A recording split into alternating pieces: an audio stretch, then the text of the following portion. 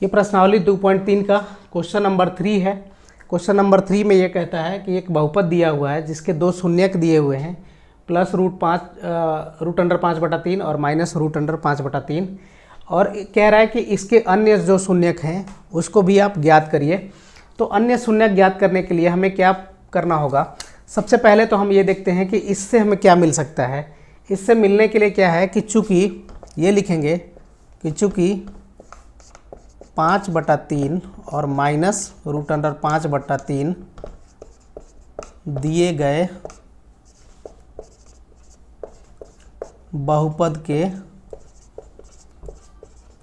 शून्यक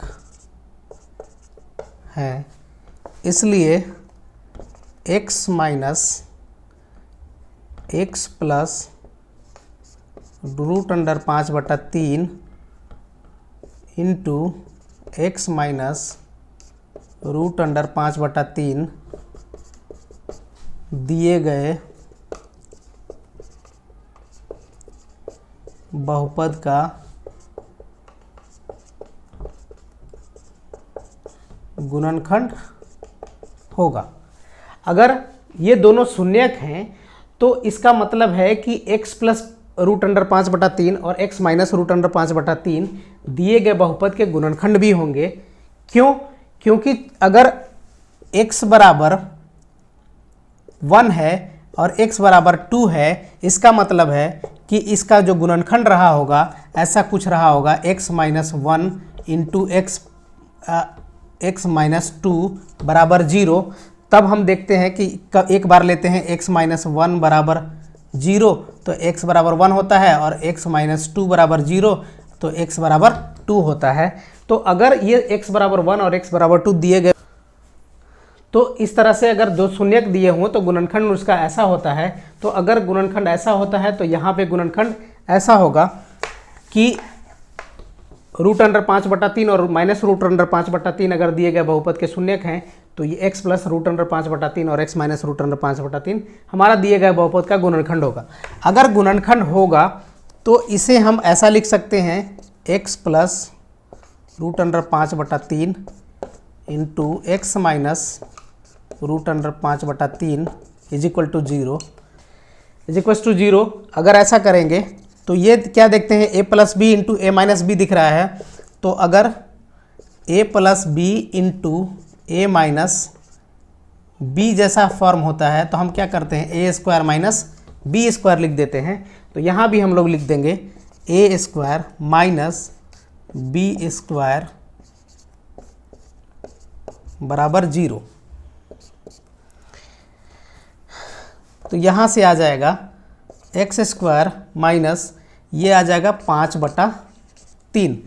चूँकि ये देखते हैं कि अगर रूट ए है गुना रूट ए है तो हम लोग इसको क्या लिख देते हैं, रूट हटा देते हैं और केवल ए लिख देते हैं। चूँकि ये रूट ए और रूट ए गुना होके ए हो जाता है, इसलिए हम लोग यहाँ भी इसको रूट अंडर 5/3 2 बार गुणा करेंगे तो ये 5/3 केवल बच जाएगा। तो x square minus 5/3 is equal to 0 हो जाएगा। अगर इसका एलसीएम लेंगे तो ये आएगा 3, ये हो जाएगा 3x square minus 5 is equal to 0, और ये क्रॉस मल्टीप्लाई जब होगा तो ये हो जाएगा 3x square minus 5 is equal to 0। तो हमें एक नया बहुपद मिला 3x स्क्वायर माइनस 5 के रूप में।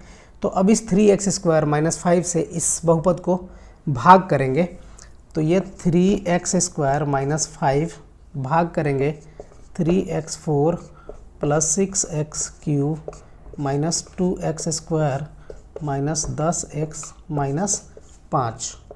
अगर इसमें हम भाग लगाते हैं तो ये देखते हैं यहाँ 3x स्क्वायर है, यहाँ 3x4 है, तो क्या करना होगा, x स्क्वायर से भाग देना होगा। एक्स स्क्वायर से इसमें मल्टीप्लाई करेंगे तो क्या करेंगे, 3x4 हो जाएगा। एक्स स्क्वायर से माइनस 5 में गुना करेंगे तो ये एक्स स्क्वायर का टर्म में आएगा माइनस 5x स्क्वायर। चूँकि x³ का कोई टर्म नहीं है इसलिए इसके सामने कुछ नहीं लिखा, 10x के सामने कुछ नहीं लिखा और 5 के सामने कुछ नहीं लिखा। साइन चेंज हुआ, ये साइन चेंज हुआ, ये 3x4 से 3x4 कट गया, यहाँ बचा 6x³ और ये 5x² में से 2x² घट जाएगा, चूँकि दोनों का साइन अलग अलग है, तो ये प्लस 3x² बच गया, यहाँ बच गया -10x और यहाँ बच गया -5। अब यहाँ 6x³ है, यहाँ 3x² है, 3 गुना 2 करना पड़ेगा तब 6 होगा।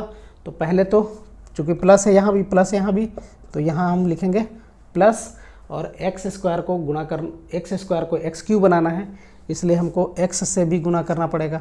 तो ये हो गया 2x से 3x² में गुना करेंगे तो 3 दूना 6 और x² गुना x 6x³ हो जाएगा। 2x से 5 में गुना होगा तो -10x हो जाएगा।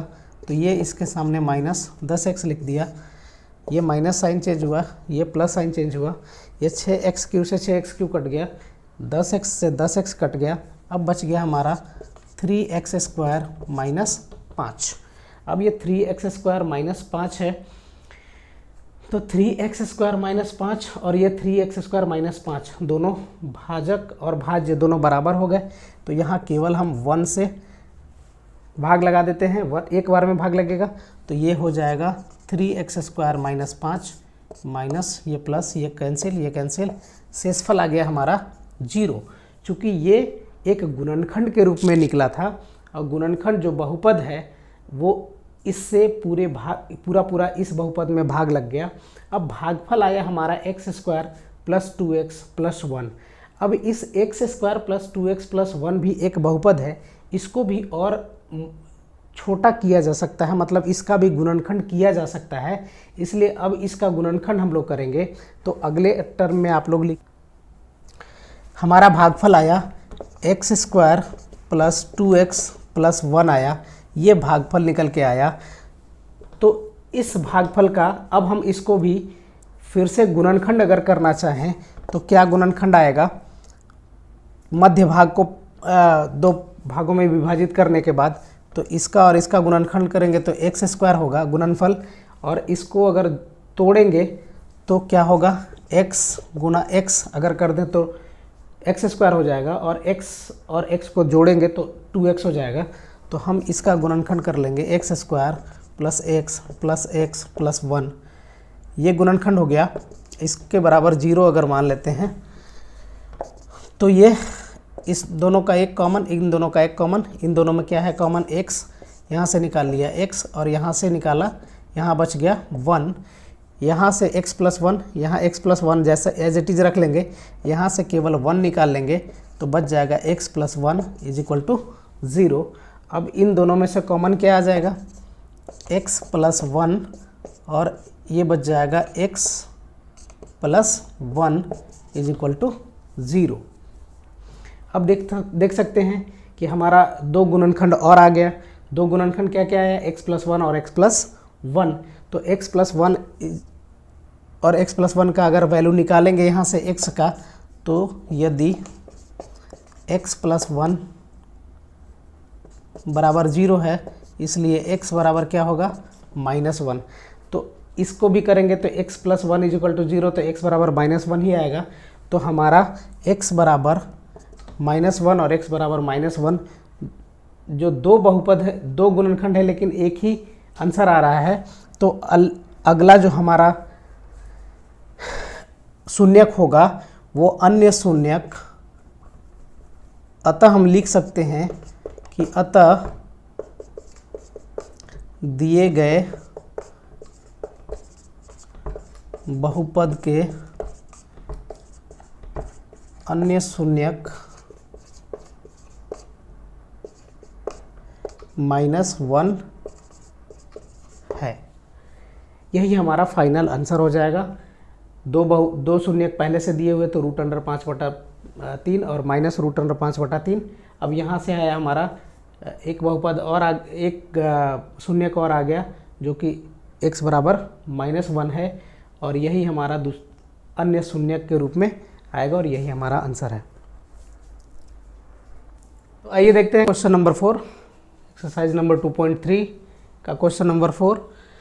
ये क्वेश्चन नंबर 4 में कह रहा है कि x² - 3x³ - 3x² + x + 2 को एक बहुपद gx से भाग देने पर भागफल और शेषफल क्रमशः x माइनस टू और minus two x plus four है, तो gx ज्ञात कीजिए। इसमें क्या कह रहा है कि एक बहुपद दिया हुआ है और उस बहुपद को किसी एक दूसरे बहुपद से भाग देने पर जो भागफल है वो दिया हुआ है और जो शेषफल है वो भी दिया हुआ है। ज्ञात क्या करना है, तो भाजक ज्ञात करना है। हमें क्या क्या दिया हुआ है तो हम देखते हैं। भाज्य दिया हुआ है, भाज्य बराबर है x cube minus three x square plus x plus to. भाजक नहीं पता हमें, भाजक बराबर जी एक्स है जो कि हमें निकालना है। भागफल दिया हुआ है, भागफल क्या दिया हुआ है x माइनस टू और शेषफल है, शेषफल बराबर है minus two x plus four. अब देखिए ये भाज्य दिया हुआ है, भाजक नहीं पता, भागफल दिया है और शेषफल दिया हुआ है, तो इसमें निकालना है हमें भाजक जिसका नाम gx दिया हुआ है। इसमें एक बहुपद होगा। अब इसको निकालेंगे कैसे, चूँकि हम जानते हैं कि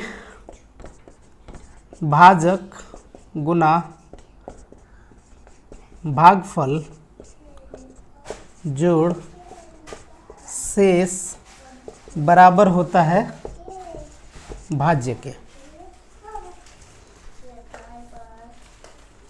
बेटा तो भाजक बराबर भाजक जो गुना भागफल जोड़ शेष बराबर होता है भाज्य। अब हम देखते हैं कि इस फार्मूला पे क्या क्या चीज़ दिया हुआ है और क्या क्या चीज़ हमें निकालना है। तो हम देखते हैं भाजक नहीं दिया हुआ है, ये gx लिख दिया गया है। भागफल दिया हुआ है, भागफल कितना है हमारा x माइनस टू भागफल है। शेष क्या है हमारा minus two x plus four, तो ये लिख देंगे हम minus two x plus four. और भाज्य हमारा दिया हुआ है, भाज्य है x cube minus three x square plus x plus to. अब ये भाज्य लिख दिया, ये शेष लिख दिया, ये भागफल लिख दिया, ये हमारा भाजक ज्ञात करना है। तो सबसे पहले हम करते हैं gx into x minus to. इस टर्म को हम बराबर के दूसरे तरफ ले जाएंगे तो क्या होगा x cube minus three x square plus x plus to. अब इसको ले जाएंगे तो यहाँ तो प्लस था, यहाँ उधर जाएगा तो माइनस हो जाएगा, तो इस माइनस से दोनों में गुना हो जाएगा।